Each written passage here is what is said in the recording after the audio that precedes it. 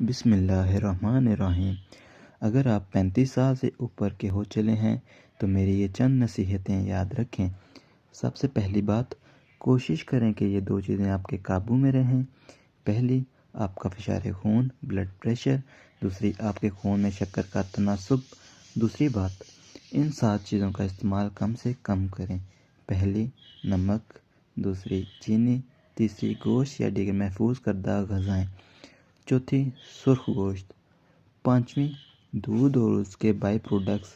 چھٹی، نشاستہ دار غذائیں۔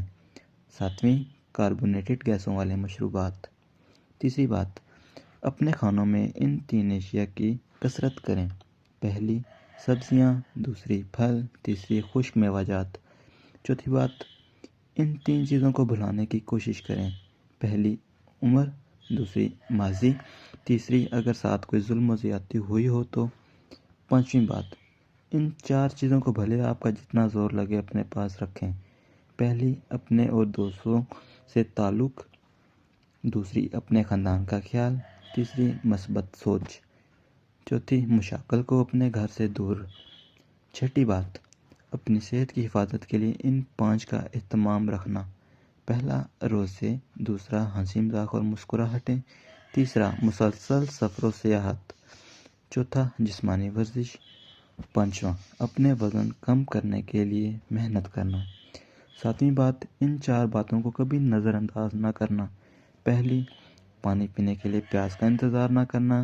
دوسری، نیند کے لیے جمائیوں کا انتظار نہ کرنا۔